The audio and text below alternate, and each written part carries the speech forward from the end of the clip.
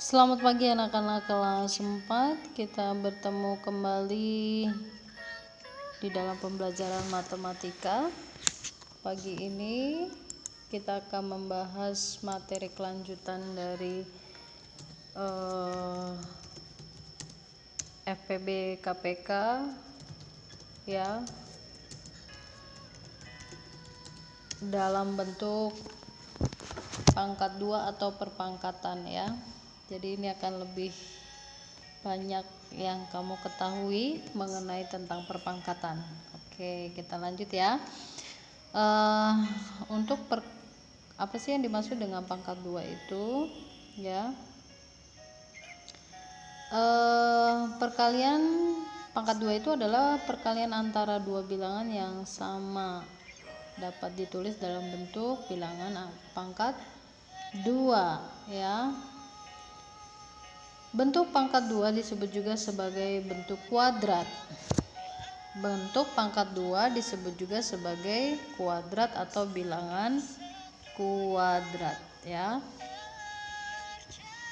Paham ya? Oke, selanjutnya rumusnya pun ada ya, supaya kalian ingat dan mudah. P kuadrat sama dengan P dikali P. Ingat, P kuadrat sama dengan P dikali P P dikali P itu ya. Untuk selanjutnya kita akan lihat bagaimana sih perpangkatan 2 pada bilangan-bilangan. Ibu sudah siapkan contoh-contohnya, kita akan lihat ya. Nah, yang ini ya, Ibu hapus dulu ya. Nah, ini ada 1 pangkat 2 sama dengan 1, 2 pangkat 2 sama dengan 4, 3 pangkat 9 sama dengan 9, 3 pangkat 2 sama dengan 9 ya, 4 pangkat 2 sama dengan 16. Itu dari mana? Kita lihat ya caranya. Ibu akan tunjukkan bagaimana caranya sesuai dengan ketentuan ataupun rumus yang tadi ya. Ingat, P kuadrat sama dengan P dikali P ya. Tadi ada 1 pangkat 2 sama dengan, itu artinya 1 dikali 1 ya, sama dengan 1. Bukan 1 tambah 1, 2 ya, itu salah.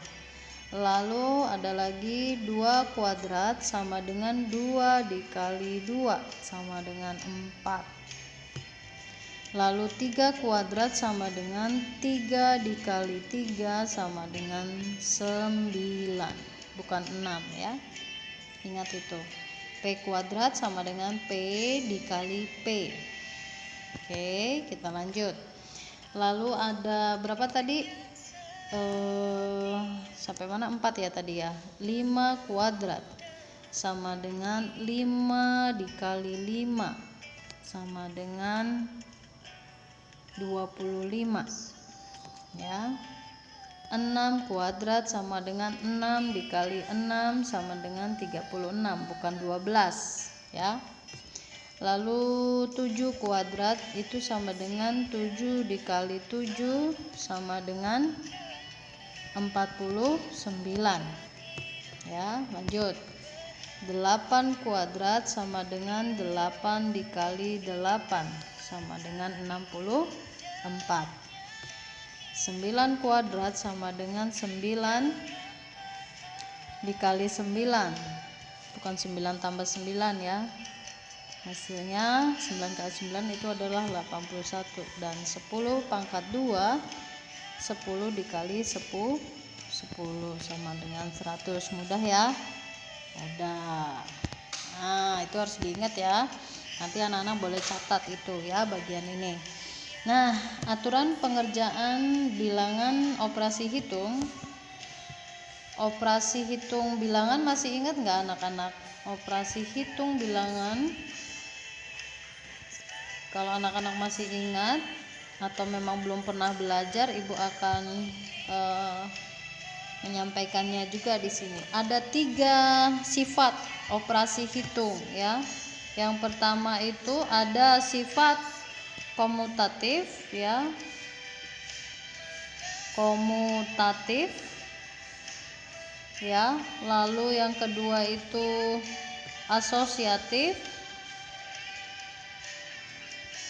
Semoga kalian bisa membacanya ya. Yang ketiga itu distributif ya, distributif. Apa itu komutatif? Apa itu asosiatif? Apa itu distributif? Nah, kita pelajari dulu. Yang pertama adalah komutatif atau bahasa lainnya. Komutatif atau bahasa lainnya itu adalah pertukaran ya. Pertukaran dengan rumusnya adalah A ditambah B sama dengan B ditambah C. Hasilnya adalah ditambah A kok ditambah C. Hasilnya adalah C ya. Lalu asosiatif. Asosiatif itu adalah pengelompokan. Jadi sesuai dengan kelompok-kelompok dikelompokkan ya. Ini rumusnya adalah A buka kurung dulu ya, ditambah B tutup kurung ditambah C. Ini penjumlahan ya. Ini pada penjumlahan anak-anak. Ya, penjumlahan. Ibu kasih tanda aja deh. Ya. Pada penjumlahan ini untuk asosiatif buka dalam kurung A ditambah B terus ditambah C sama dengan A ditambah dalam kurung B plus C sama dengan D. Itu nggak cukup ya, sama dengan D ya. Ini A ya maksud ibu. Oke, nanti dicatat ya rumusnya. Selanjutnya yang ketiga itu adalah distributif. Distributif itu artinya penyebaran atau bahasa aslinya tuh distribusi ya. Distributif ini penyebaran, rumusnya ini A dikali, aduh kenapa ini jadi begini. Oke, ibu ulang ya. Distributif, iya, distributif itu penyebaran ya. Rumusnya adalah A dikali buka kurung B plus C ya, sama dengan buka kurung A ditambah A dikali B tutup kurung ditambah A dikali C tutup kurung ya, sama dengan D. Jadi ini diingat ya untuk operasi hitung campuran. Jadi kita sudah belajar ada dua ya, satu perpangkatan, dua yang kedua itu adalah operasi hitung bilangan ya. Operasi hitung bilangan itu ada 3 jenis sifatnya ya. Yang pertama itu tadi komutatif atau pertukaran ya. Lalu yang kedua itu asosiatif atau pengelompokan, dan yang ketiga distributif yang ini ya, yang terakhir. Oke, contoh, ibu akan berikan contoh ya. Contohnya adalah buka kurung 7 ditambah 2 tutup kurung kuadrat ya dikali 10 kuadrat sama dengan titik. Ini model soal apa ini anak-anak? Model soal pengelompokan atau disebut asosiatif ya. Maka kita akan mengerjakannya dengan cara asosiatif. Berarti asosiatif itu kan rumusnya A ditambah B ya, buka kurung tutup kurung ya kan, plus C. Nah ini sama kan, jadi sama dengan A ditambah dalam kurung B plus C. Jadi A itu berapa? A nya itu 7 plus 2 ya kuadrat ditambah C nya berapa? 10 kuadrat sama dengan A-nya berapa? A-nya itu adalah 7 ditambah buka kurung B-nya berapa? 2 ditambah C-nya berapa? 10.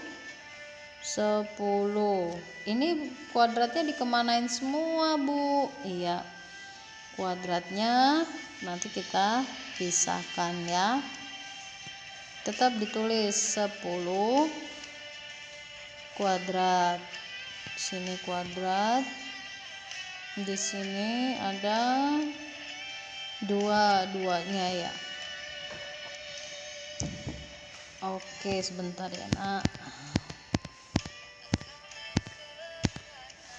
Oke, Ibu hapus dulu, Ibu ralat sebentar. Oke, satu dulu ya, Ibu kecepatan. Jadi Ibu ulangin ya, perhatikan baik-baik. 7 buka kurung 7 ditambah 2 kuadrat ini ya, ditambah 10 kuadrat itu artinya 7 ditambah 2 itu artinya 9 kuadrat. Selesaikan dulu yang di dalam kurung ya, selesaikan dulu yang ada di dalam kurung, baru ditambah 10 kuadrat ya, begitu caranya. Jadi selesaikan dulu yang di dalam kurung ini, mulai dari kiri berarti ya, baru ditambahkan 10 kuadrat. Jadi cara penyelesaiannya itu kalau ada dalam kurung itu dulu yang diselesaikan ya. Jadi 9 kuadrat itu sama dengan apa? Ibu ulangin ya, tulisannya biar rapi. 7 sebentar, 7 2 ya, 7 ditambah 2 kuadrat dikali 10 kuadrat sama dengan 9 kuadrat ditambah dikali ya, Nak. Sebentar Ibu hapus. Dikali agak susah menulisnya ya, 10 kuadrat. Jadi sama dengan 9 kuadrat itu adalah, Ibu tulis di sini saja ya biar cukup. 9 dikali 9 kali 9 itu adalah 81 dikali 10 kuadrat itu berarti 10 kali 10 100, maka hasilnya adalah 8100 ya. Bisa ya, ini lebih gampang. Nanti kita coba ya. Contoh satu lagi ya, karena menulis di sini agak susah anak-anak ya, tapi tidak apa-apa, paling tidak ini membantu ya. Oke, contoh satu lagi, 15 kuadrat ditambah 8 kuadrat dibagi 2 kuadrat ya. Nah, ini ada jumlah dan ada bagi. Kalau ada soal penjumlahan dan pembagian, maka posisi yang paling tinggi yang harus kamu selesaikan terlebih dahulu itu adalah pembagian. Kalau ada perkalian, maka perkaliannya dulu, baru penjumlahan ya. Karena posisi yang paling tinggi itu adalah perkalian dan pembagian di dalam operasi hitung campuran. Sedangkan penjumlahan dengan pengurangan itu setelah perkalian ataupun pembagian baru dikerjakan. Berarti kalau begitu yang kita kerjakan dulu yang mana? Yang ini ya, di otak-atik dulu. Yang 15 kuadrat tetap dituliskan seperti biasa, dituliskan saja, lalu ditambah buka kurung dulu ya. Selesaikan dulu ini. 8 kuadrat itu artinya 64 dibagi 2 kuadrat itu berarti 4. Selesai sampai sini, paham? Nah, 15 kuadrat selesaikan dulu yang di dalam kurung selalu ya.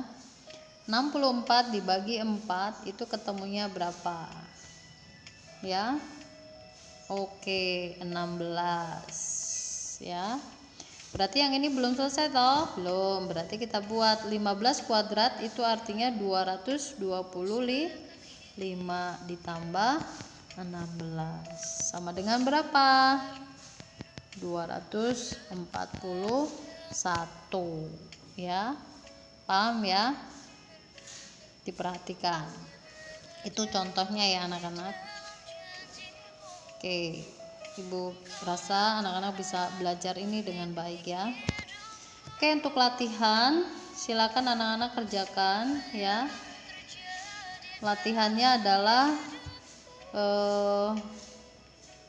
tuliskan hasil pangkat 2 dari bilangan-bilangan berikut ini. 1, 7 pangkat 2 pakai cara ya. 2, 11 pangkat 2, 3, 18 pangkat 2, 4, 20 pangkat 2, 5, 25 pangkat 2, 6, 50 pangkat 2. Biasakan tidak menggunakan kalkulator ya. Jangan pakai kalkulator, usahakan. Oke. 7. Ada 10 soal ya, nggak apa-apa Ibu kasih sekalian. 53 kuadrat, 8, 61 kuadrat, 9, 72 kuadrat. 72 kuadrat. Ibu ulangin ini ya, yang terakhir ya. Ada 9 soal berarti ya. 72 kuadrat. Ya. Oke, Ibu rasa itu dulu. Kalian kerjakan latihannya dalam bentuk perpangkatan dulu. Untuk bilangan operasi nanti selanjutnya ya. Terima kasih anak-anak. Jika ada pertanyaan silakan ditanyakan ke Ibu ya.